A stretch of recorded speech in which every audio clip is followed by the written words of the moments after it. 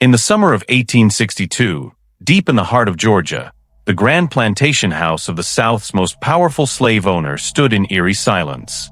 Master Abram Whitmore, feared by many and respected by more, ruled over his land like a king, his fields wide as the sky, his word heavy as iron. But behind those white columns and tall doors, there was no laughter, no warmth, no music. Not since the accident that took his wife's life, and left his only daughter paralyzed, trapped in a silence that not even gold could fix. Doctors failed. Prayers faded. Time only deepened the stillness.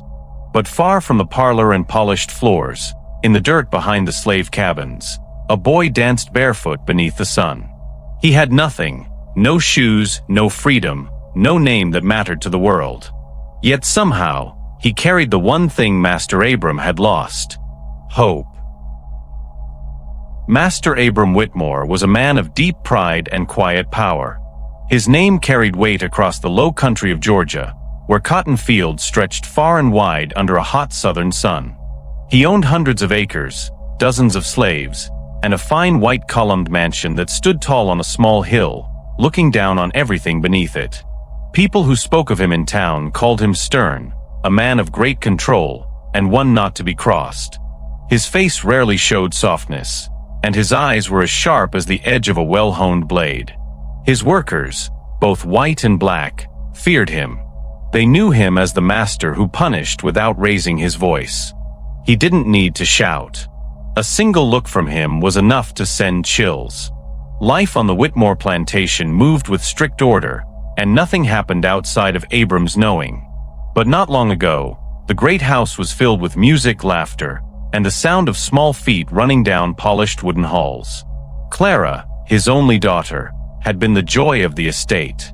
With golden curls and a smile that could melt even the hardest heart, she had brought warmth into her father's cold world.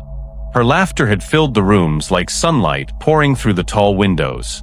Clara was the only thing that made Abram's face soften, the only one who dared to climb into his lap uninvited or pull at his beard playfully. For all his power and hardness, Clara was his light. Her mother, Elizabeth, was the same, gentle, graceful, and full of kindness that the slaves whispered about with respect. The house had once felt like a home, not just a place ruled by order and fear. All of that changed on a rainy afternoon when Abram, Elizabeth, and Clara rode out in their carriage for a short visit to a neighbor's plantation. The path was slick with mud, and the horses startled by a sudden crack of thunder. The carriage tipped and rolled down a small hill, crushing wood and bone beneath it. When the driver crawled out bloody and broken, he found Elizabeth dead, her neck snapped clean. Clara lay beside her, still breathing, but unable to move her legs. Her eyes were open, but wide with fear and pain. Abram survived with a few bruises and a broken wrist, but something deeper inside him shattered that day. The man who had already been stern became stone. Cold, silent, and unreachable, he returned to the mansion with a daughter who could no longer run or walk or dance through its halls. Since that day, the Whitmore mansion had gone quiet. The music stopped. The laughter faded. Doors opened and closed with whispers instead of play. Clara was kept in her upstairs room or rolled out to the wide back porch in a wheeled chair that creaked when it moved. Her legs remained still, untouched by feeling. Her hands sometimes trembled, but her face was blank more often than not. She did not speak unless spoken to, and even then, only gave short answers. The warmth she had once brought into the house had dimmed like a candle caught in wind.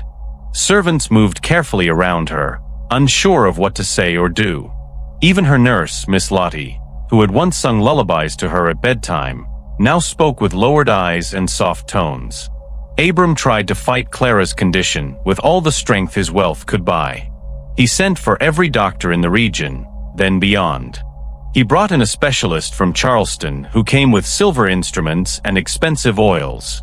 A traveling herbalist from New Orleans promised healing through roots and steam, but nothing worked.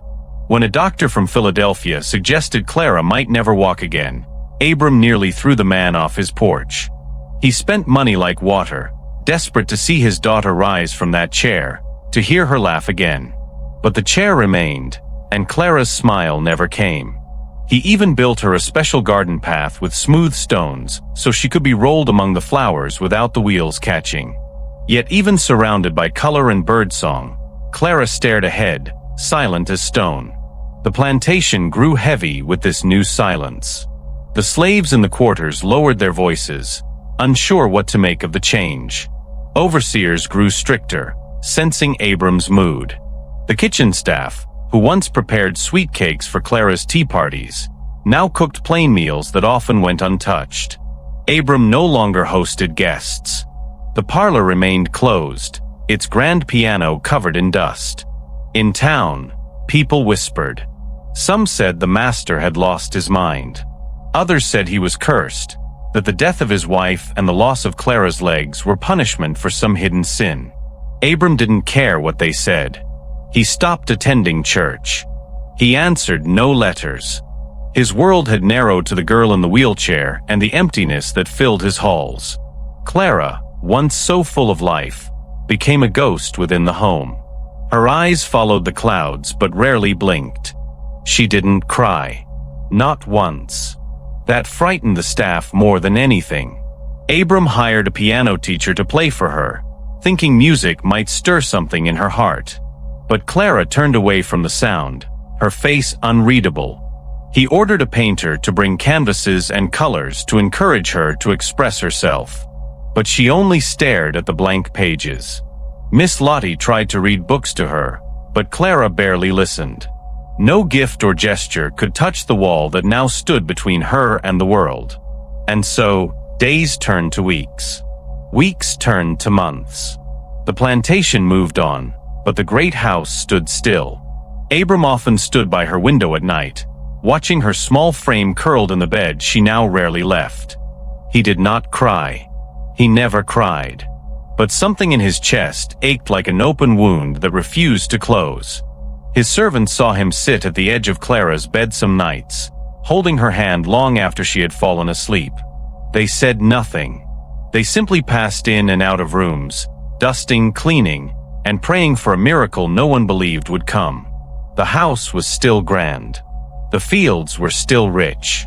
But something vital had gone missing. Something that gold and land and titles could never replace. In this silence, a strange emptiness grew. The mansion, once a place of strength, began to feel like a tomb. The columns outside seemed taller than before, more like walls than supports. The windows let in light, but no warmth. Even the breeze that passed through the halls felt cold. Abram, for all his power, had no answer. He sat at his great desk in the study each day, papers spread before him, but did not read them. Letters remained unopened. Orders were delayed. Business partners sent messages that went unanswered. Nothing seemed important anymore, not after the accident. Clara's silence had become his silence. Her stillness had become the rhythm of the house, a rhythm heavy with grief. Outside the mansion, life still moved. Slaves worked the fields, bent under sun and overseers' eyes. The cook lit fires. The stable boys fed horses. But within the main house, the heart had stopped beating. Abram watched his daughter fade like smoke from a snuffed-out candle, and no amount of gold could light it again. He walked the halls at night, steps echoing, wondering if the life he had built meant anything now.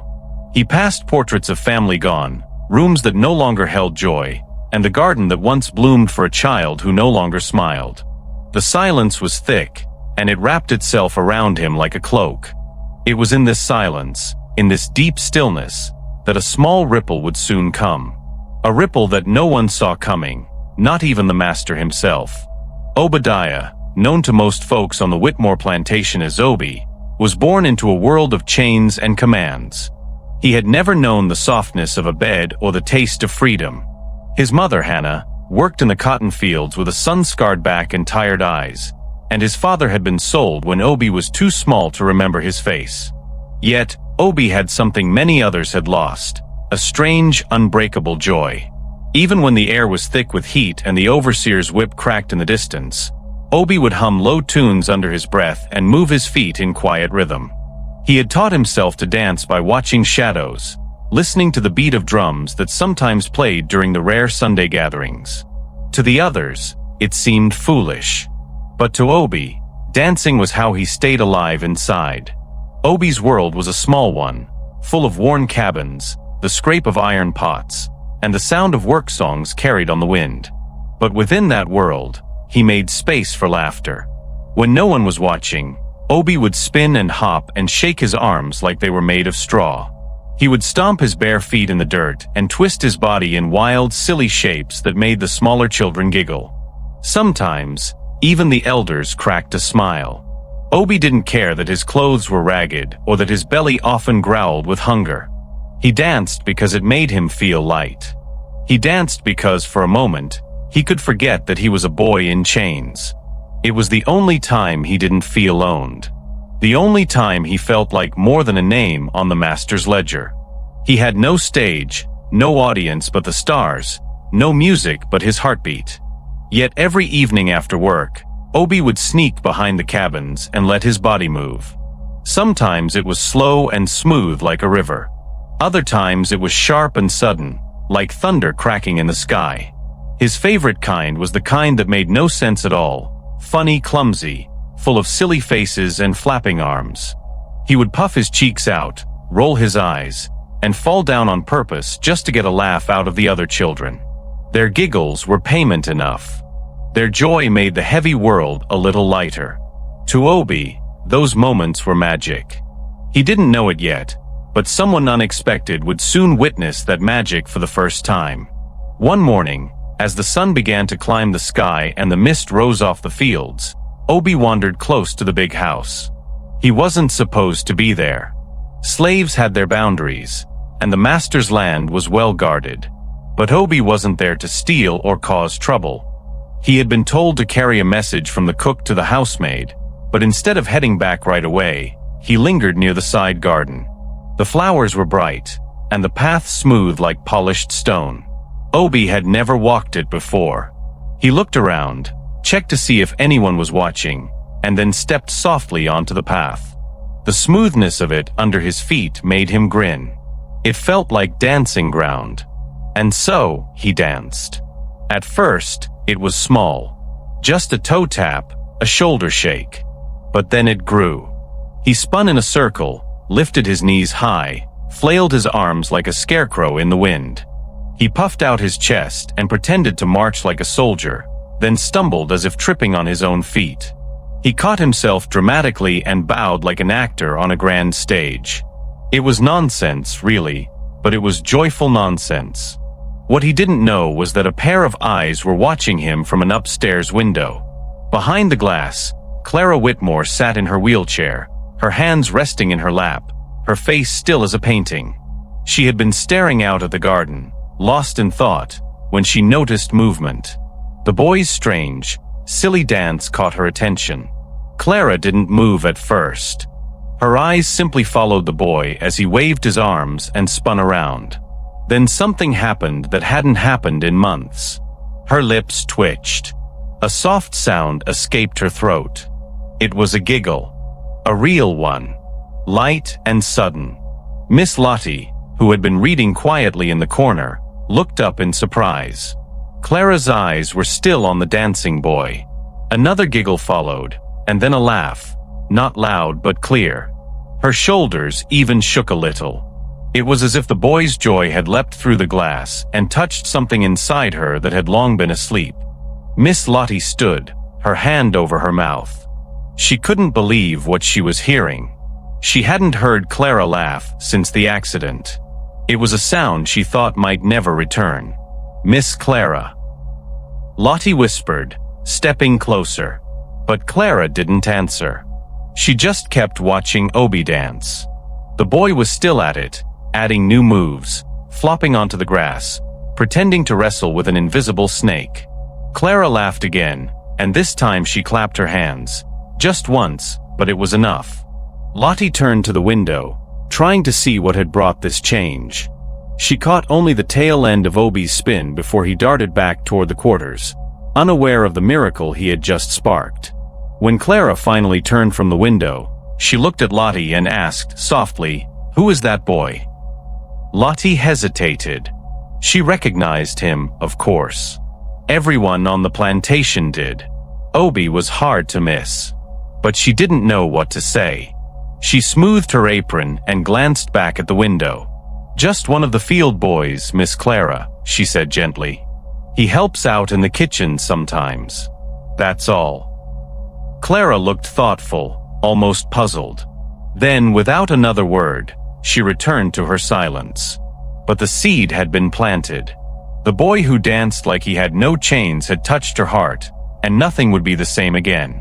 The next morning, Obie woke up before the rooster crowed. The dirt floor beneath him was cool, and the thin blanket barely kept away the night chill. Still, there was a warmth in his chest that he couldn't explain. He had dreamed of spinning feet, of laughter from windows high above, though he had no way of knowing how close that dream was to truth. He didn't know Clara had watched him dance. He didn't know she had laughed. Obie only knew that when he danced, something inside him felt alive. After helping his mother fetch water and sweeping near the kitchen, he found his feet carrying him back toward the garden path beside the big house. His heart beat fast, not with fear, but with something like hope. He remembered how smooth the stones had felt under his feet and how free he had felt in that moment. The sun hung lower in the sky as Obie snuck back near the garden edge, a little braver this time. He scanned the windows of the great house, but no one seemed to be watching. He stepped onto the path again, this time with a smile already forming on his face. He rolled his shoulders and cracked his knuckles like a performer getting ready for a big show. Then, slowly, he began to move. His knees bent low, and he shook his head as if trying to chase away invisible bees. He twisted his arms like snakes, then flailed them like a bird trying to take flight. His mouth opened wide, and he puffed his cheeks before letting out a soft squeal as he pretended to fall. Obie landed on one knee, bowed his head, then leapt back up like a jack-in-the-box. He danced closer to the open space where the garden met the rear of the house. High above, Clara sat at the window again. She had hoped, quietly, secretly, that the boy might return. All morning, her eyes had drifted toward the garden, waiting.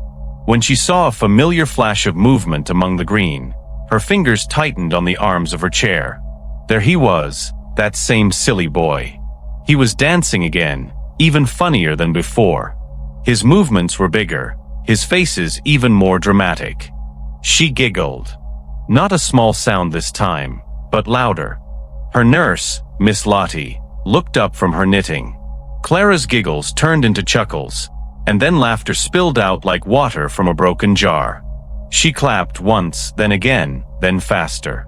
"He's back," she cried between giggles. "He's dancing again." Miss Lottie rushed to the window and squinted through the glass.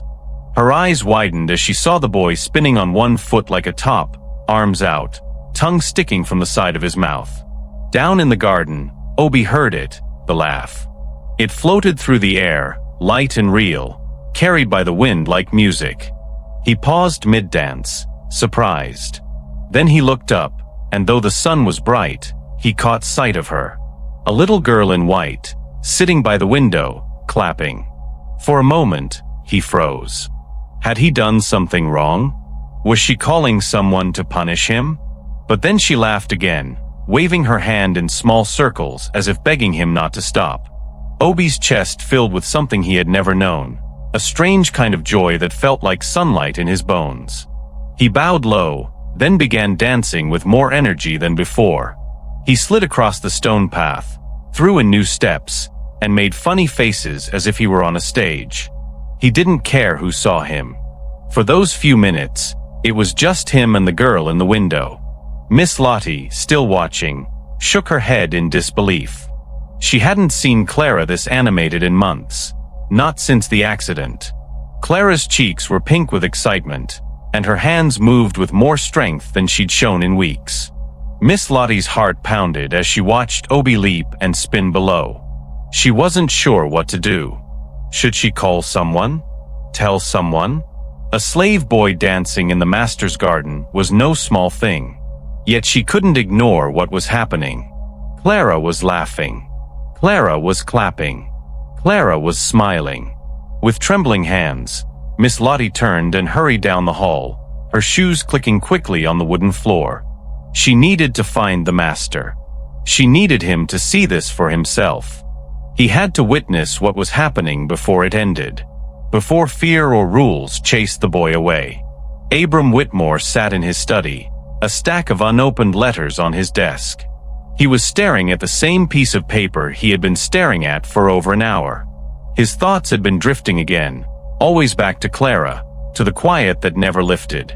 When he heard Miss Lottie's urgent knock, he looked up, brow furrowing. She didn't usually disturb him. He opened the door, and she stood there, breathless. "Sir," she said, her voice shaking, "you must come. Quickly. It's Miss Clara." Abram stood so fast his chair scraped the floor. "What's happened?" he demanded. Miss Lottie held up her hand. "Just come, sir. Please.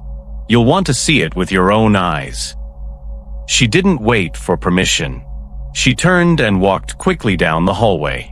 Abram followed, heart pounding, unsure if he was walking toward joy or heartbreak. They climbed the stairs to Clara's room, the hallway quiet but tense. As they reached the window, Abram stopped. He heard it before he saw it, laughter. Not just any laughter, but Clara's. Full, bright, and alive. He stepped beside Miss Lottie and looked out. There in the garden, danced a barefoot boy. A slave boy. Abram's eyes narrowed as he recognized the child. Thin, dark-skinned, clothes hanging from his small frame, feet dusty from the ground. The boy was hopping like a frog now, arms flapping like wings, face twisted into a silly grin. And Clara was clapping. She was leaning forward in her chair, hands moving fast, her mouth open in loud laughter. Abram couldn't move. He didn't speak. For a long moment, he simply watched. The sight before him made no sense, yet it was real. His daughter, so long silent, was laughing, and a slave boy was the cause. The air in the room felt thick, as if the house itself was holding its breath. Abram's chest rose and fell slowly. A mix of emotions stirred inside him, relief, confusion, anger. He stepped away from the window and looked at Miss Lottie. "Who is he?" he asked quietly. "One of the field boys," she replied. "Obadiah. They call him Obie. He danced yesterday, and she laughed then too. I didn't know what to think. But now, sir, look at her." Abram turned back to the window. Clara had thrown her head back, her curls bouncing as she laughed. The boy bowed deeply again, then pretended to chase a squirrel across the path, drawing another wave of giggles. Abram shook his head, still stunned. He had spent months begging the silence to break. And now here it was, shattered not by doctors or medicine, but by a slave child dancing in his garden. He watched for another minute, silent. Then he turned from the window and walked back toward the hallway, his hands clenched behind his back. Miss Lottie followed, unsure what he would do next. Abram's face was unreadable, his steps slow. He didn't speak until they reached the stairs. "No one stops him," he said flatly. "Let him finish." Then he walked back to his study and closed the door. Inside, he stood for a long time, staring at the floor. The sound of Clara's laughter still rang in his ears. He pressed his hand to his chest, feeling the strange ache that had taken root there. He didn't understand it. He didn't know what it meant. But he couldn't deny what he had seen. For the first time in a long while, the silence in his house had been broken, and something inside him wasn't sure whether to feel fear or thanks. Back outside, Obie kept dancing, though his breath came faster now. He wasn't sure what had changed, but the girl in the window made him feel brave. Her laughter pushed him forward, made his feet lighter. When he finally stopped, he bowed again, smiled wide, and ran back toward the cabins. Clara watched him disappear into the trees, her hands still resting warm from clapping. She didn't say a word as Miss Lottie returned, but when their eyes met, Clara smiled. Not the forced smile she gave to make others feel better, but a real one. And for the first time since her mother died, her eyes looked alive. Miss Lottie knelt beside her and brushed a curl from her face. "You like his dancing?" she asked. Clara nodded. "It makes my heart feel light," she whispered. Miss Lottie said nothing more. She just held her hand and stared out the window, wondering how a boy with nothing had brought back so much. That night, Clara slept peacefully. No tossing. No whispers in her sleep. Just quiet breathing and a slight curve at the corner of her lips. Abram stood by her door for a long time before stepping away. In the darkness of the hallway, he paused beside the window where she had watched the boy. He looked out into the garden, now still, and wondered who Obie really was. The child had slipped through the cracks of the world he had built, a world of order, rules, and distance. And yet, with no permission, no plan, no purpose beyond joy, that boy had reached through the glass and touched his daughter's soul. The master of the house could command armies of workers. He could build roads, sell crops by men, but he could not make his daughter laugh. A slave child had done what all his power could not. Abram rested his hand against the cool glass and whispered into the night, "What kind of boy is this?" After Clara's laughter returned to the Whitmore mansion, Abram Whitmore sat at the head of the long dining table with a troubled heart. He had not slept. Clara's laughter haunted his thoughts, not like a ghost, but like an echo he could not chase away. The sound had been beautiful, alive, but it came from a source he could not accept. A slave boy dancing in his garden. A boy who had no business near the house, let alone under his daughter's window. Abram's world ran on rules, boundaries, discipline. That was how he had built everything he owned. But now those lines were blurred. A slave had crossed into the sacred space of the manor. The part of him that was father felt something blooming, hope. But the part of him that was master felt only one thing, betrayal of order. And for a man like Abram Whitmore, disorder was a dangerous thing. By midday, Abram had made up his mind. The boy needed to be punished. Not because he hated him. Not because he wished him harm. But because if he allowed this kind of crossing to go unanswered, the structure of the plantation would begin to crack. Others might grow bold. Disrespect could follow. It was never about just one action. It was about what that action meant in the grand order of things. The boy had no right to be near the house, let alone dance in the presence of his daughter. Clara's healing could not come at the cost of law and line. So when he called for Thomas, the head overseer, his voice was cold and sure. "Find the one they call Obadiah," Abram said. "Bring him to the main house. He's to be dealt with today." Thomas tipped his hat with a grim nod. He had seen this before. No more questions were asked. Obie had just returned from fetching water when Thomas found him near the cabins. The big man's shadow stretched over him like a storm cloud.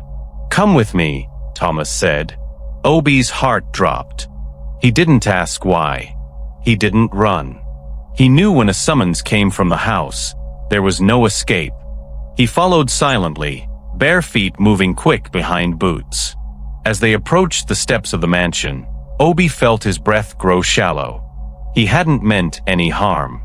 He had only danced. He had only wanted to see her laugh again. But now, walking up those tall steps, he feared he had made a mistake too big to fix. Abram was waiting at the top, arms crossed, face like stone. His eyes locked on the boy as if trying to burn through him with sight alone. Obie stopped and lowered his head, waiting. "You came into my garden," Abram said, voice low and sharp. "You knew that ground was not yours. You danced like a fool beneath my daughter's window." Obie didn't move. "Did you think this was a game?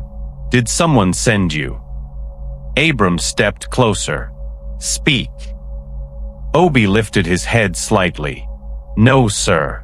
I just wanted to make her smile." His voice was soft, trembling, but clear. She looked sad. "I wasn't trying to steal. I just danced."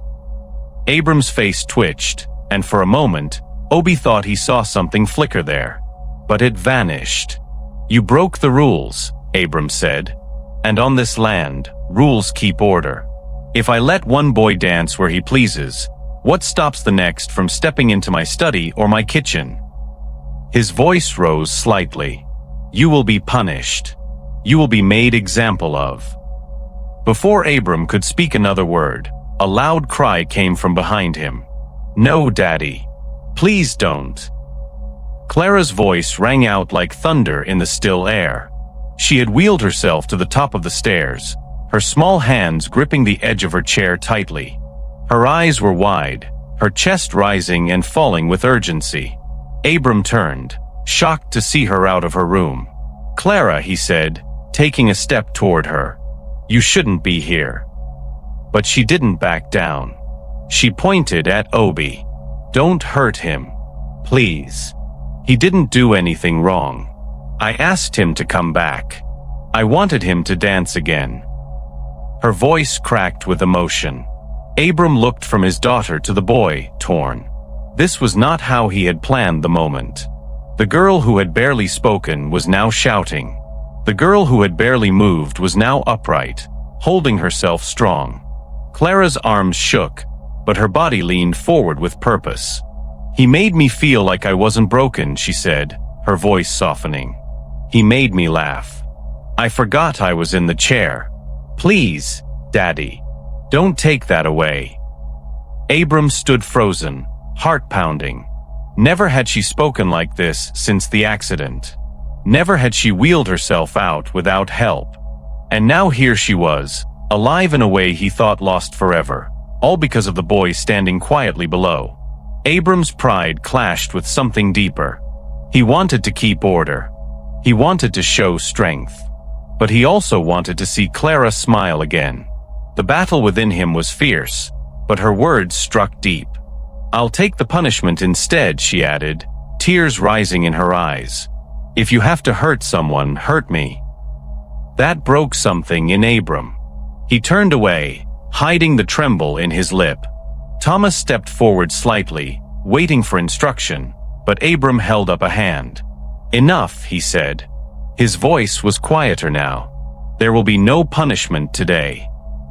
Obie looked up slowly, unsure he had heard correctly. Abram turned to him, jaw clenched. "You will not come near this house again without permission. You will not touch my daughter. Do you understand?" Obie nodded quickly. "Yes, sir." Abram glanced back at Clara, who let out a soft breath of relief. Her hands dropped from the arms of the chair, and her shoulders relaxed. Abram stood still for a moment, then added, "But if she wishes to see you, you may come. Only when called for. And only under watch." Thomas blinked, surprised. He had expected a beating, perhaps worse. But the master's tone left no room for question. The matter was settled, for now. Obie backed away slowly, then turned and ran down the steps, disappearing back toward the quarters. Clara stayed where she was, tears slipping quietly down her cheeks. Abram watched her for a moment, then walked to her side. He knelt beside her chair and placed a hand on her arm. "You moved yourself all the way here," he said, voice hushed. "You haven't done that in months." Clara nodded. "I didn't feel tired. I just needed to stop you." Abram gave a slow nod. "And you did." He helped her turn the chair gently and walked beside her as she returned to her room. Neither of them spoke again that afternoon, but something had shifted. Clara had stood up for someone. Obie had been spared. And Abram had made a choice that bent his own rules. The lines weren't gone, but they had moved. Later that evening, Abram sat alone in his study, the lamp casting a soft glow over the shelves. His hands were folded on the desk, and his eyes stared out the window. He thought of the boy's eyes, steady, not frightened, just honest. He thought of Clara's voice, strong for the first time in so long. And he thought of the moment he had almost broken it all with pride. Discipline had its place, but so did mercy. He had seen what the boy brought, something beyond obedience or control. He brought life. And though Abram would never say it aloud, he felt something bloom quietly in his chest: gratitude. Not comfort, not peace, but something small and growing. Perhaps this boy wasn't just a dancer. Perhaps he was something more. In the cabins, Obie lay curled beside his mother, who hadn't said much after he told her what had happened. But she had held him tighter than usual, and her silence spoke volumes. He stared at the roof, thinking of Clara's voice, her bravery, her tears. He didn't know what tomorrow would bring, but he knew he had not been whipped. He had not been sent away. He had been seen. And for a boy who had never been noticed, that meant everything. He closed his eyes and smiled faintly. Maybe, just maybe, there was something worth hoping for after all. And so, under the same roof that once held only silence and sorrow, a new rhythm began. A rhythm not born of command, but of connection. Abram had made a hard choice. Clara had found her voice. And Obie had been given a thread of something rare in his world: permission. It was not yet freedom, but it was a start. The sun was barely up when Obie stood outside the quarters, his fingers nervously picking at the seams of his shirt. The morning air was cool, and dew still clung to the grass. Every part of him ached from the day's work before, but something stronger than pain moved him forward. He had been given permission. Not complete freedom, not safety, but permission. Clara had spoken for him. The master had not punished him. And now he had been told he could return. Under rules, under watch, but still return. When the bell rang to begin work, Obie slipped into the shadows near the edge of the garden, waiting for the signal. Miss Lottie stood near the back porch, giving him a small nod. Obie walked slowly across the path, his heart thudding in his chest. He felt eyes on him. He knew he was being watched, but he held his head high. Clara was already sitting near the garden edge, a blanket across her legs and her hands resting in her lap. Her chair had been moved into the sunlight, and for the first time in a long while, her posture was upright. When she saw Obie, her face lit up like morning breaking through clouds. She didn't say anything right away, but her eyes danced with a kind of joy that spoke louder than words. Obie stopped a few feet away, unsure of what was allowed now.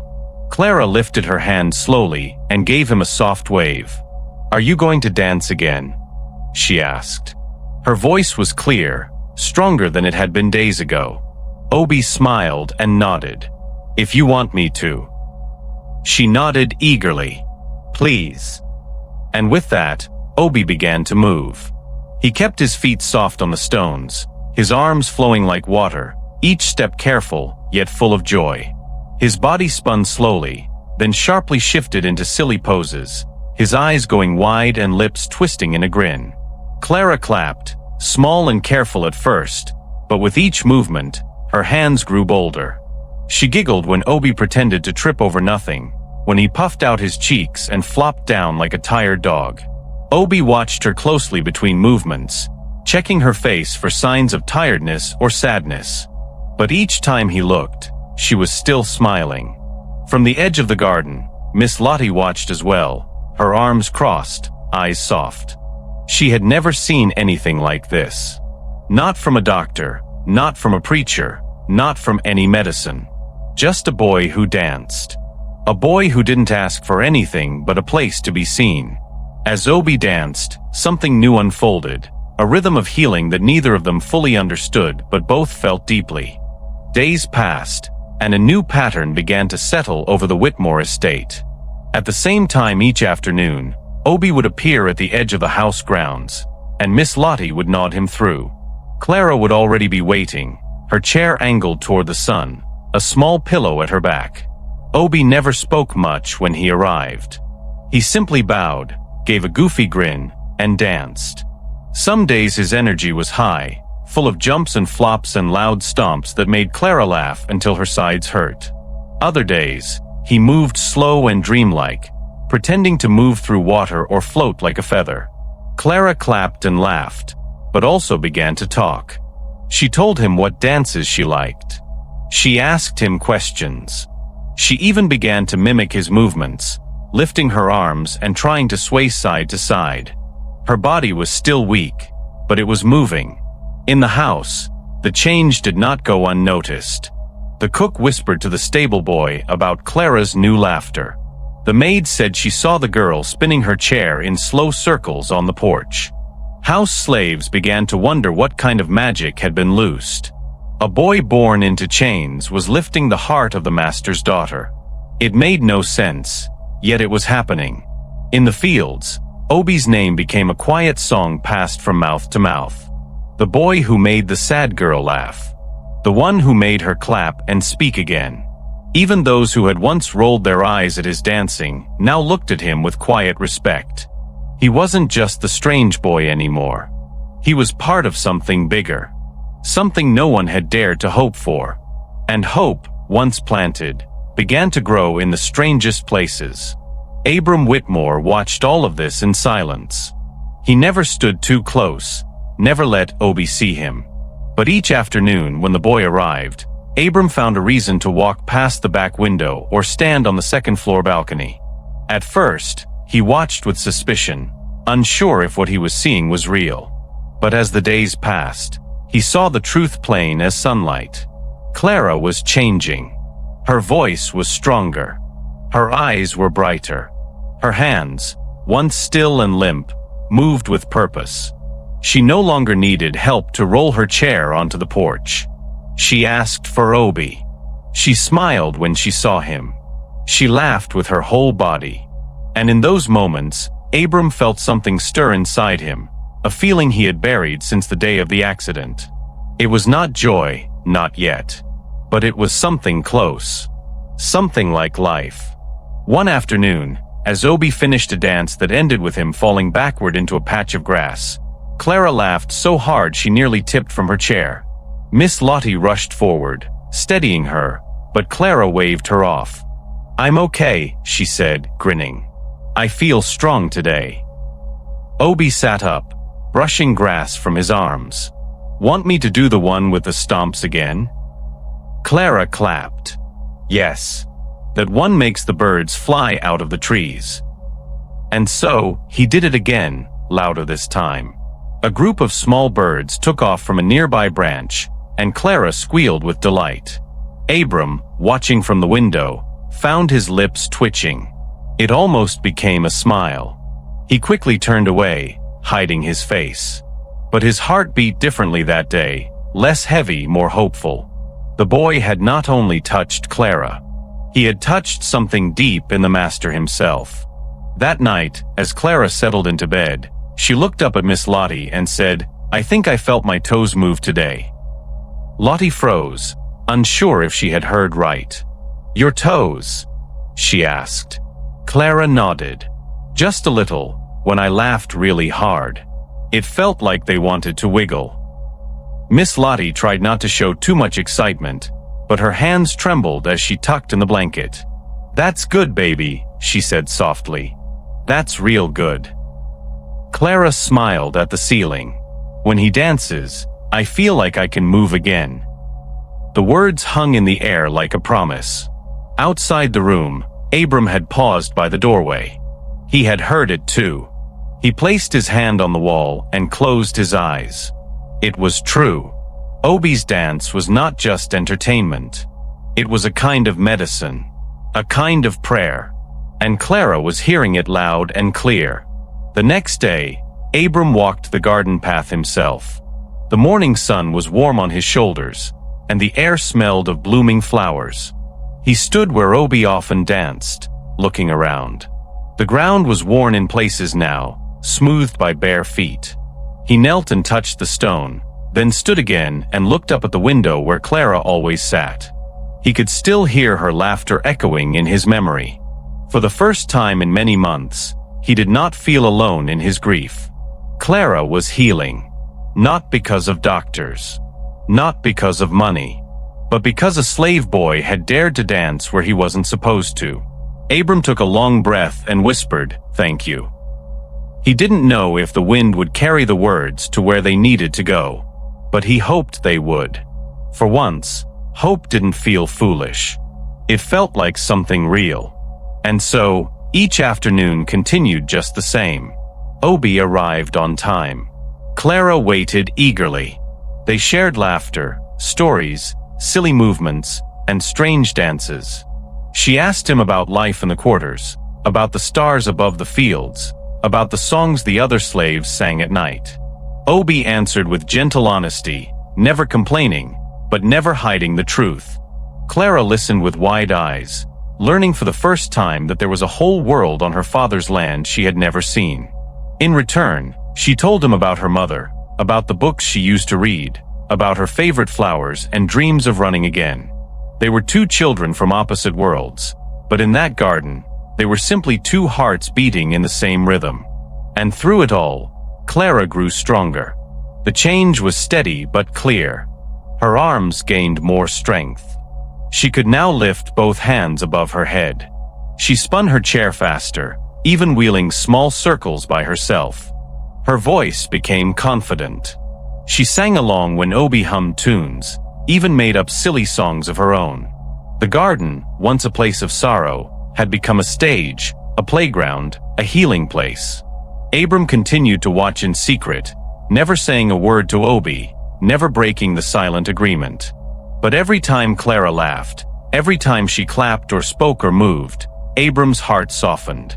A slave boy had done what no doctor could. He had given his daughter back to him. And though the master would not say it aloud, deep down he knew it. Hope had returned to the Whitmore home, carried not by medicine, but by a barefoot boy who danced. It was a warm afternoon when Clara leaned forward in her chair, her hands gripping the armrests with unusual firmness. Obie had just finished one of his dances, a slow, swaying routine that ended with him collapsing dramatically onto the garden path. Clara laughed, then paused as she watched him sit up and wipe sweat from his brow. She tilted her head thoughtfully and asked, "Obie, why do you dance like that? Where did you learn it?" Obie looked at her, unsure how much to say. He sat cross-legged in the grass and shrugged. "I don't know. It just comes out of me. Sometimes, when I'm real hungry or scared, I dance. Makes the bad stuff feel far away." Clara blinked. "You dance when you're hungry?" Obie nodded. "Yeah. Makes me forget the ache for a little while. When I move, it's like the pain can't catch me." His voice was soft but full of truth. Clara looked down at her blanket. She had never known hunger. Meals were brought to her room. She had never feared where she would sleep or whether someone might hurt her without warning. She watched Obie closely, her thoughts turning. "Do you dance every day?" she asked. Obie scratched his head. "Not always like this. But back at the quarters, when I'm alone, I make little moves. Sometimes I hum and do silly steps when nobody's looking. Some nights I dance behind the cabins, so I don't feel so cold." Clara felt a tug in her chest. She couldn't explain it. It wasn't pity, it was something else. A longing to understand a world she had never been allowed to see. "Do the other children dance too?" she asked. Obie nodded. "Sometimes. But most of them too tired. Or too scared. We get whipped if we laugh too loud. But I try anyway." Miss Lottie, sitting nearby with a sewing basket, shifted uncomfortably. She had been raised to keep such talk away from Clara. Slavery was something to be managed, not discussed. But Clara wasn't a little girl anymore. The accident had aged her in ways Lottie couldn't soften. Clara's voice lowered. "Obie, do you ever get whipped?" Obie looked down at his hands, then turned them over, showing faded scars across his knuckles. "Sometimes," he said plainly. "When I'm late. Or if I talk back. Or if someone else does wrong and they think I was part of it. Doesn't always matter what really happened." Clara's lips parted slightly. She had seen slaves punished from her window, but only from a distance. It had always been hidden from her, neat and quiet. Now, Obie's words painted pictures in her mind. "That's not fair," she said quietly. Obie smiled faintly. "No, Miss Clara. It's not." Word began to spread that Clara was talking to one of the slave boys. Not just watching him dance, but truly talking, asking questions, listening, laughing. The whispers started in the kitchen, passed between servants like coals in a fire. The overseers noticed first. They stood further back now during Obie's visits, their arms crossed tight, eyes narrowed. One muttered to another, "Ain't right. The master's daughter, carry on with a slave boy like he's her playmate." Others followed suit. White visitors to the house raised eyebrows when they saw Clara speaking so freely to the boy. One guest even dared to comment at supper, but Abram silenced him with a look so sharp it ended the conversation before it began. Still, the tension grew like weeds in a garden. Clara's lessons were paused. Her scheduled visits from the preacher became quiet affairs. The house was unsettled, changed by something no one could name outright. One morning, Abram found himself standing outside Clara's door, listening. Her voice floated through the crack, clear and strong. "Obie, what was your mama like?" she asked. Obie's answer came after a pause. "She's quiet now. Always tired. She works in the fields till her back can't bend no more. But when I was little, she used to sing. Her voice was like honey, sweet and warm. She don't sing much now, but I remember." Clara sighed. "I wish I knew her." Abram's hand froze on the doorknob. He had never heard Clara speak like this. Curious, compassionate, fearless. She was no longer just healing physically. Her heart was expanding. Her world growing. And so was his. Abram turned and walked away from the door, unsure what to feel. Part of him wanted to protect her innocence. But another part saw that her innocence had never saved her. Perhaps understanding would. At the next town gathering, Abram heard his name whispered more than once. They say his girl is being raised soft. Letting her spend afternoons with field hands? What's next? Letting the boy eat at the table. The laughter was quiet but cruel. Abram felt heat rise in his face, but he said nothing. Let them talk. They had not sat beside their child's bed for months, praying for a laugh, a smile, a single word. They had not seen a girl reborn through laughter. Abram walked away from the voices, letting them fall behind him like dust. His mind was on Clara, on the way she had lifted her arms yesterday to mimic Obie's twirl, on how she now asked for his visits without hesitation. Her soul was healing, and if the cost was whispers, Abram would pay it 1,000 times over. Still, part of him feared how long he could hold the tide. The breaking point came quietly, not with an argument or a shout, but with a visit from the doctor. He arrived in the late morning, a tall man with silver glasses and fingers that smelled faintly of herbs. Abram met him in the hallway and explained that Clara had grown stronger. She's speaking more, laughing, moving her hands, even turning her chair without help. The doctor raised an eyebrow. That's unexpected.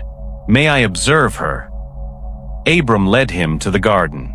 Clara was already outside, Obie sitting nearby, humming softly as he wove blades of grass into a chain. When the doctor approached, Clara beamed. "Hello, sir," she said cheerfully. "I can do this now." She lifted her right arm above her head, then pointed her finger in a small circle. The doctor bent low and examined her movements, then asked a few quiet questions. Clara answered without hesitation. Her words were sharp and clear. He checked her legs next, pressing gently at the knees and ankles. "Any feeling here?" he asked. Clara paused, then nodded. "I felt that. Not strong, but I felt something." The doctor blinked. "That's new." He made a few notes in his book, then turned to Abram. "This isn't medical," he said under his breath. "It's something else. Emotional, perhaps. Mental. Whatever's happening, it's working." Abram looked down at Obie, who had stood respectfully to the side. "It's him," he said simply. "He dances. He talks. She comes alive when he's near." The doctor said nothing more, but his face held a quiet amazement. He packed his tools and bowed his head to Clara. "Keep dancing, young man," he said kindly to Obie before departing. Obie's eyes widened in surprise, then softened with a smile. Clara waved goodbye, her fingers curling and stretching without help. Abram watched it all, his heart swelling with something deeper than pride. Later that evening, Clara and Obie sat under the tree near the back fence, the sky painted orange with the setting sun. She rested her head back and said, "Obie, do you think things will always be like this?" Obie looked at the sky too. "I don't know, Miss Clara. Maybe. Maybe not. But for now, we got today." She nodded slowly. "I'm glad you're here." Obie glanced at her, his voice soft. "Me too." Neither of them said more. The breeze rustled the leaves, and for a moment, the whole world seemed to pause. In the distance, the sounds of the plantation rolled on, carts creaking, dogs barking, whips cracking. But in that small circle of grass, there was peace. It was fragile, yes, but it was real. Clara's hands folded in her lap, moving gently, without command. A dangerous gift had been given, hope. And in a place where hope had no place, it began to grow. And while the house behind them braced under the weight of whispers, Clara's voice grew stronger. She spoke more each day, not just to Obie, but to everyone. She asked about the garden, about the meals, about the names of the housemaids she had never noticed before.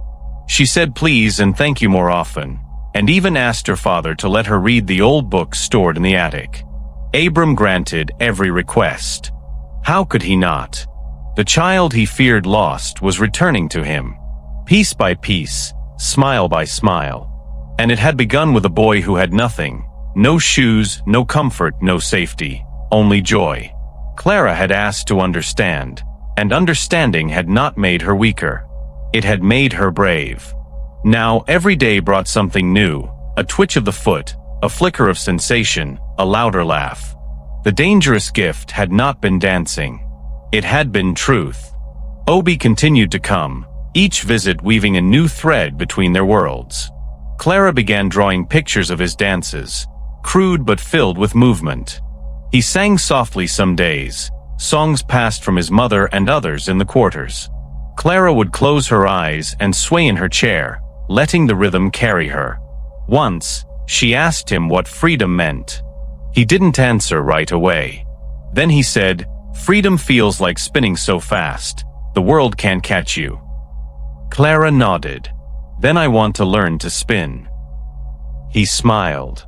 "One day you will." And deep down, both of them believed it.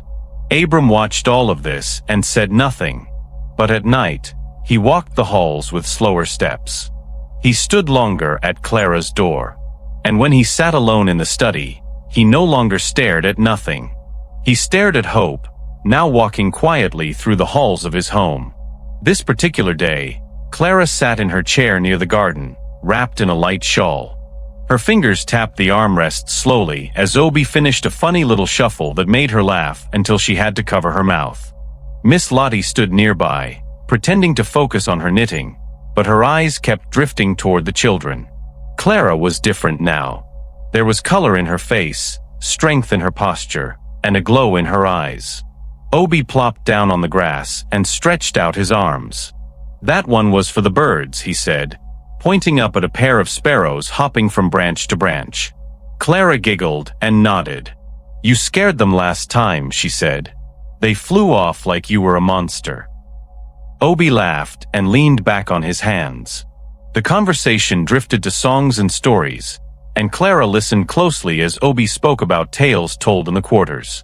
"Some folks say there's magic in dancing," he said. "If you dance right, you can chase away bad spirits." Clara nodded slowly. "Maybe that's what you've been doing. Chasing away mine." Her voice was soft, but her eyes didn't flinch. She looked down at her legs, covered with a thick quilt. "Sometimes. I feel like they want to move. Like they're trying." Obie sat up straight. "You think so?" Clara hesitated, then nodded again. Yesterday, when you spun like a whirlwind, I felt something in my knees. Not pain. Just a spark." She paused, breathing in deeply. "I want to try something." Obie blinked. "Try what?" Clara reached down and pulled the blanket from her lap. Her legs rested stiff and pale beneath her dress. "I want to try standing," she whispered. Obie's heart began to race. Miss Lottie dropped her knitting. "Miss Clara, wait now," she began, but Clara held up a hand. "I need to try," she said firmly. "I have to." Obie stood and moved beside her, his arms ready. "You sure?"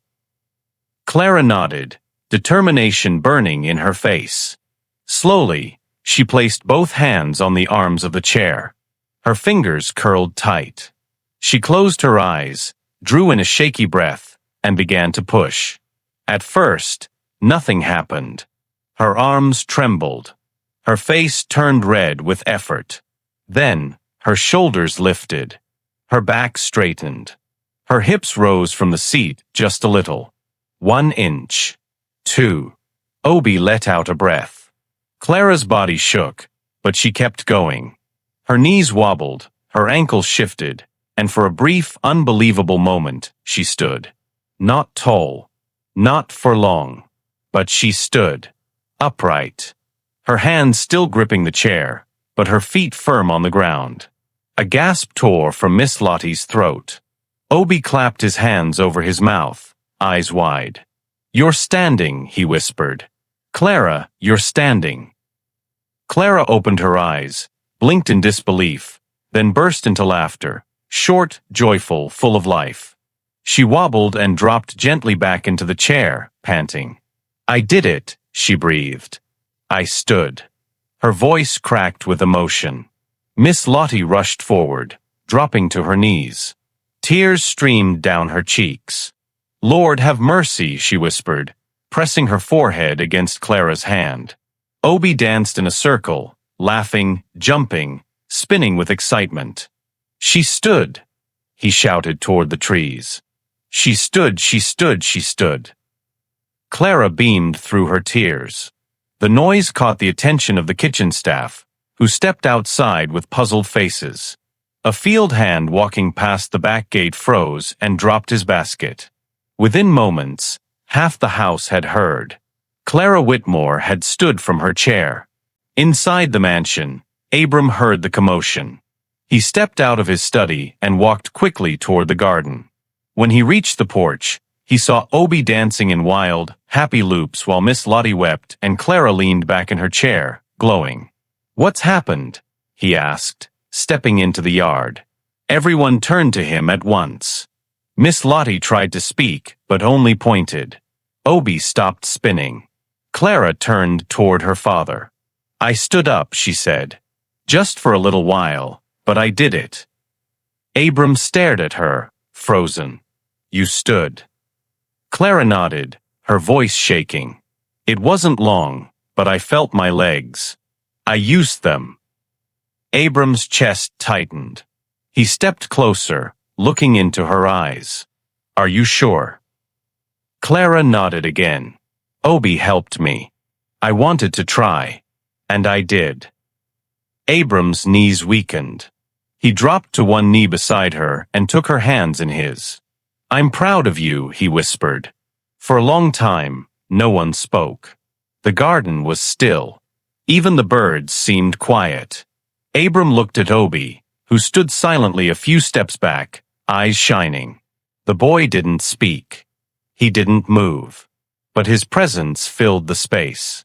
Abram felt tears pressing at the back of his eyes. He hadn't cried in years. Not when Elizabeth died, not when the doctors gave up. But now, kneeling beside his daughter, feeling her hand squeeze his back, something broke. The tears came quietly, falling down his face and landing on Clara's lap. She didn't wipe them. She just held his hand. Obie stepped back, giving them space. Miss Lottie stood beside him, wiping her eyes. "It's a miracle," she whispered. "A miracle from the Lord." Abram didn't speak, but in his heart, he knew the truth. This miracle had come from a boy. A boy with no shoes, no title, no name in the ledgers, just love. That evening, Abram sat alone in the study, the lamp flickering beside him. He had sent no one away. He had not punished Obie. He had not scolded Clara. In fact, he had said almost nothing since the moment she stood. His mind was too full.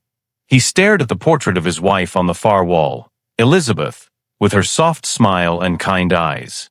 What would she have said? What would she have done if she had seen Clara today? He looked down at his hands, hands that had built the plantation, signed slave records, hired overseers, made decisions with cold precision. And yet, none of that had brought back his daughter. Money hadn't. Power hadn't. Obedience hadn't.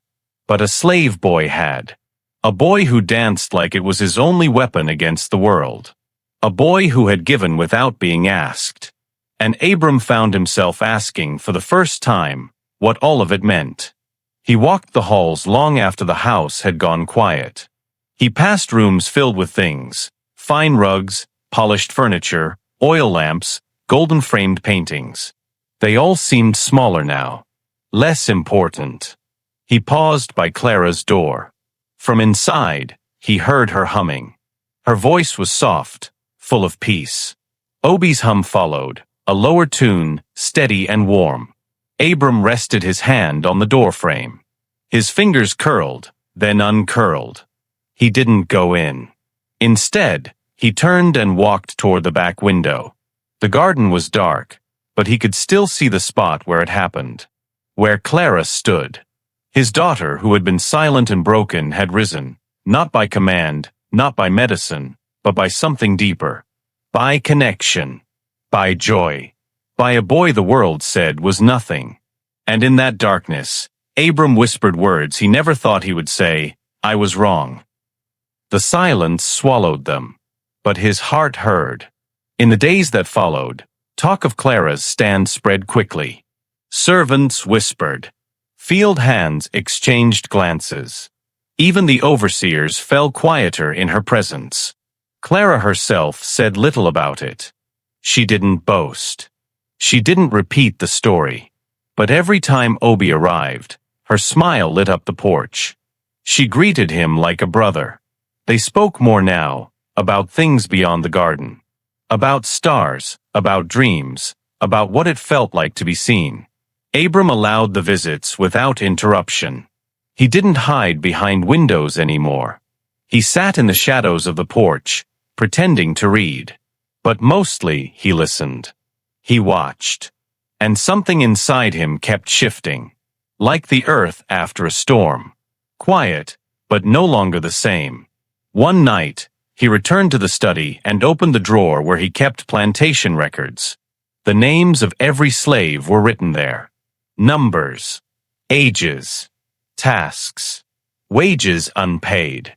He ran his finger down the list until he found one, Obadiah. He stared at the name. No surname. No family listed. Just a number. Abram closed the book. Slowly, he whispered the name. Obadiah. It felt heavier now. Fuller. Like it meant something. He leaned back in his chair and looked out the window. The institution he had built his life on suddenly felt like a house of cards. Strong in appearance, but ready to fall with one breath of truth. Clara had stood. Obie had danced. And nothing would ever be the same again. The morning sun cast long shadows across the Whitmore garden as Abram stood near the edge of the porch, hands behind his back. Clara was already outside, reading a book beneath the tree, while Obie picked through the grass looking for smooth stones. Abram had watched the boy from a distance for weeks, watched him dance, laugh, lift Clara's spirit, and somehow shift the weight of grief that had settled over the house like fog. But there were questions in Abram's heart now. Not doubts, just things he needed to understand. He called to Obie gently, not with a tone of command, but something closer to invitation. "Boy, come with me." Obie looked up, startled. He wiped his hands on his pants and walked over slowly, unsure of what was coming. Abram nodded toward the house. "Let's talk. Just you and me." Obie followed him in silence, nerves twisting in his stomach. They entered the study where the light filtered softly through the tall windows. Abram gestured to a chair near the desk and took his seat across from it. Obie stood for a moment, then slowly sat down, his posture uncertain. The walls were lined with books, maps, and papers, none of which held Obie's interest. What mattered was the way Abram was looking at him, not with judgment, but with something else. Curiosity, maybe, or something deeper. Abram leaned forward, resting his elbows on the desk. "I've seen what you've done for my daughter, and I've watched how you carry yourself. You speak little. You ask for nothing. But you've given more than most who've walked through these doors." Obie didn't know how to answer. He shifted in his seat. Abram continued, "I want to know who you are. Not as a number in my ledger. Not as a worker. But as a boy. A person." Obie hesitated, unsure how much truth he was allowed to speak. But something in Abram's voice told him this was not a trap. So he took a breath and began. "My name's Obadiah, but folks call me Obie. I don't know when I was born. Mama says it was during a thunderstorm. I've never been past the end of the cotton fields. My daddy, he was sold when I was real little. I remember his voice more than his face. Mama says he used to hum like I do. We sleep on the dirt floor, and when it rains real hard, the water comes in. Some nights I wake up shivering. I try to dance it off. Dancing helps me not to cry." Abram listened without interrupting. Obie's words were plain, but they carried a weight heavier than any whip. "When I dance, I feel free. Like the chains disappear. Just for a while." There was a long silence between them after that. Abram leaned back in his chair, staring at the boy. He saw now that Obie wasn't just lucky. He wasn't just happy or strange or spirited. He was brave. Brave in a way few men ever had to be. Abram tapped his fingers on the armrest, then spoke slowly. "Obie, I've lived a life built on walls. Rules. Ownership. Everything in its place. I thought power could protect what mattered. But it didn't. It didn't protect my wife. It didn't heal Clara.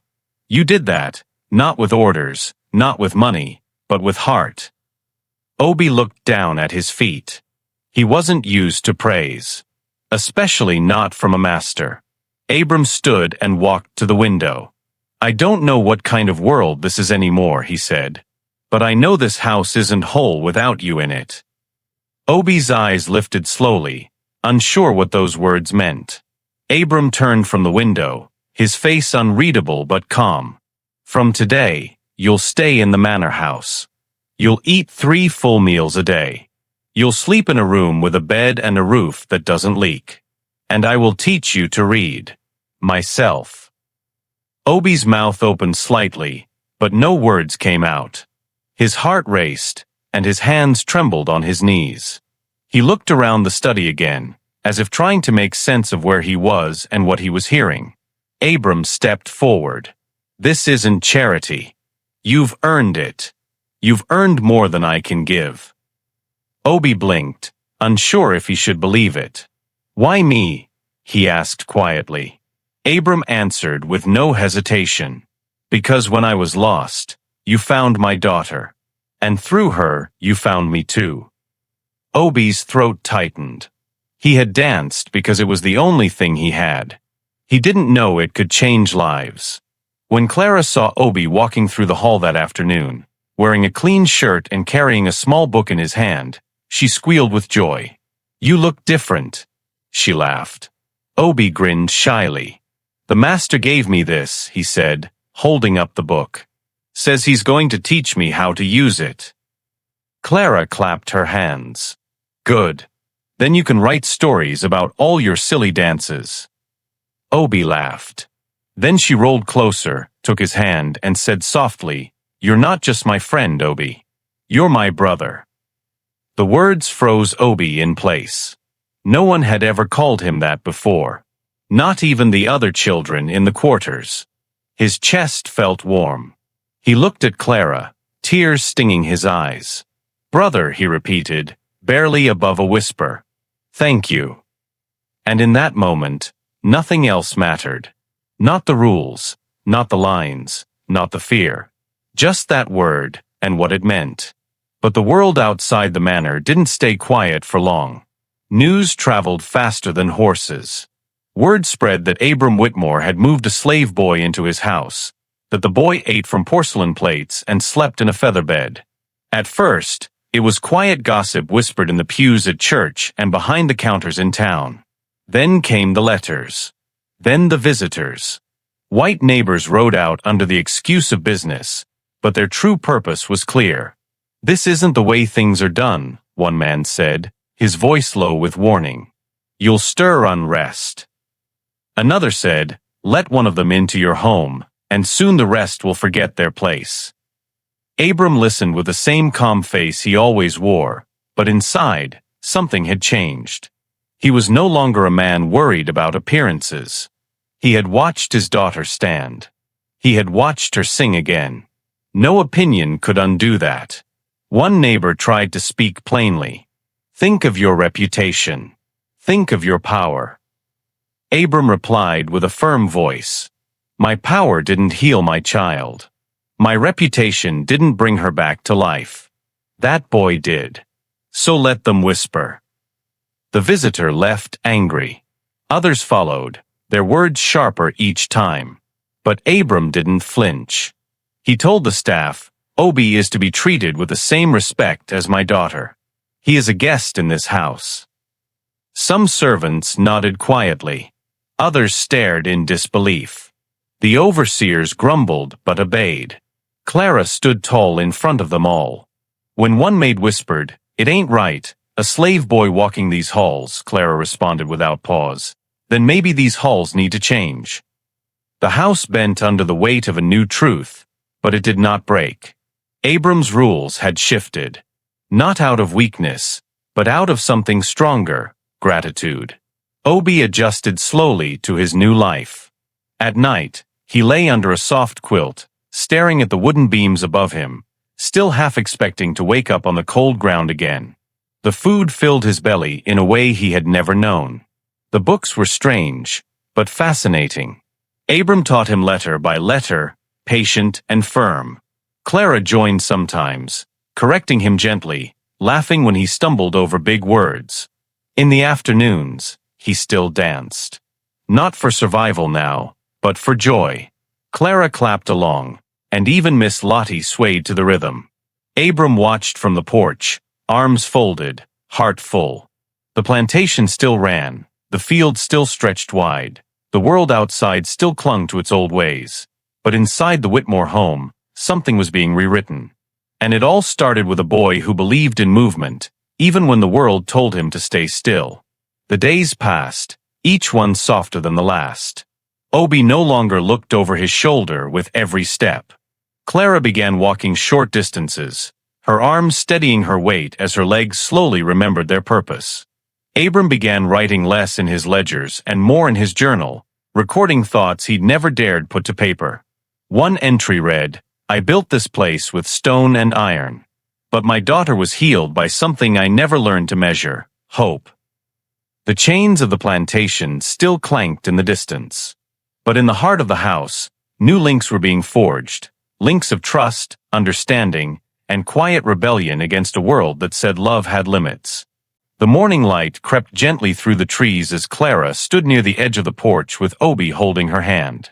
Her steps were slow, her legs shaky, but she walked. Not far, not strong, but steady. Her feet moved across the stones of the garden path as birds chirped above and the scent of roses drifted in the air. Abram Whitmore watched from his chair nearby, eyes wide and heart full. Clara was walking again, with Obie beside her. It was a sight he never thought he'd see, and it made the world feel new again. Clara looked up at Obie and smiled. "Let's go to the garden," she said. He nodded, his grip gentle on her hand. With each step she took, Laughter bubbled up from her chest like a song. The same girl who once sat silent now moved with joy, and the boy who danced had become her anchor.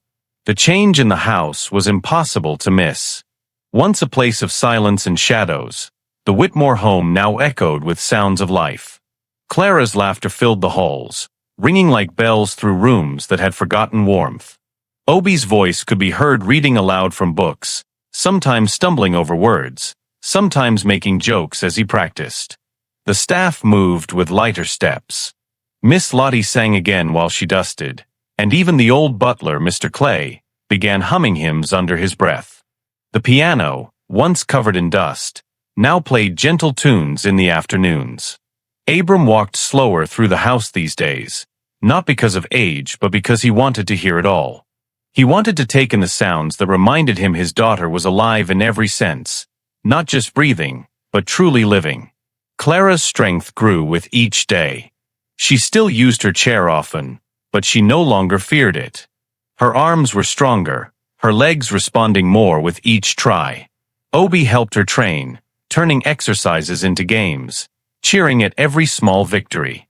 "You took 5 steps today," he'd shout, dancing in a circle. Clara would laugh and mimic his moves as best she could. It wasn't just her body healing. Her voice grew louder, her questions sharper. She asked Obie about the world outside the plantation, about songs he'd heard, about dreams he had. Obie, once unsure if his words even mattered, now shared them proudly. Together, they made the house feel alive again. Together, they reminded Abram that there was more to life than land and power. There was love, courage, and hope. Abram spent more time sitting with the 2 children, watching them play or read. He didn't feel like a master in those moments. He felt like a father, something he had forgotten how to be. One evening, he asked Obie to join him on the porch while Clara rested. They sat in silence at first, the sun setting in streaks of orange and gold. "You've changed my home," Abram finally said. Obie looked down, unsure of what to say. Abram continued, "Not with money, not with force, but with joy, with heart." He paused, his voice lower. "I used to believe power came from control, but now I wonder if I was wrong. Maybe real power is lifting others, not holding them down." Obie nodded slowly, his eyes meeting Abram's. "When we dance, we rise," he said simply. Abram smiled. It was the kind of smile that broke stone. Word spread beyond the plantation. Neighbors who once whispered disapproval now watched with cautious curiosity. Some mocked Abram behind closed doors, calling him soft. Others began to see things differently. A few even visited, hoping to understand what had happened. They saw Clara walking short distances with Obie's help. They heard her laugh. They noticed Abram's smile, a thing once thought impossible. They asked questions, and Abram answered them without shame. "This boy reminded me what it means to be human," he said plainly. "He gave my daughter back her life. That's worth more than all the gold I've ever owned." Some guests left shaken, unsure of their place in the old world. Others returned again, bringing their own questions, their own children, curious to see the house that danced. Obie remained humble through it all. Fame didn't touch him, because he didn't care for it. He still danced each morning. He still read with Clara and helped her walk. He ate his meals with gratitude and worked around the house as if he'd always lived there. When visitors came, he bowed politely, then returned to his business. Clara sometimes teased him, calling him the great dancing gentleman of Georgia. Obie would laugh and bow low, pretending to be a prince. Their friendship grew into something unshakable. They shared secrets, dreams, fears. Obie told her about the night rains in the quarters, the sound of hunger in the dark. Clara listened and never turned away. She promised, "You'll never be hungry again." And she meant it. In her eyes, Obie wasn't a slave. He was her brother, her heart. Abram began making changes, slowly but surely. He lightened the overseer's duties, demanded better treatment for all who worked the land. He allowed families more time together, more rest. He even began teaching other young boys and girls to read, much to the outrage of his peers. "Let them talk," he said. "I will do what is right." His ledger, once filled only with numbers and harvests, now included notes about people's birthdays, favorite songs, and progress in reading. The plantation didn't crumble.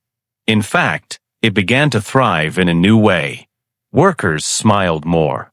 There were fewer punishments, fewer runaways, more music at night. It was as if the soil itself responded to kindness. Abram realized he hadn't just changed the house, he had changed the land it stood on. And through it all, Clara walked more each week. The day she made it from her room to the back porch without help, the entire house clapped. Obie lifted her hand like she had won a great race, and they danced together in celebration. Abram wiped his eyes as he watched. Later that night, he wrote in his journal, "I once believed wealth could fix everything. But it was a barefoot boy's joy that healed my daughter. I owe him more than words." He sat back in his chair, listening to the sound of Clara laughing in the next room. The sound didn't echo, it filled. It wrapped itself around the walls and banished the silence that once ruled the mansion. Abram closed his eyes and whispered a thank you to the boy who danced.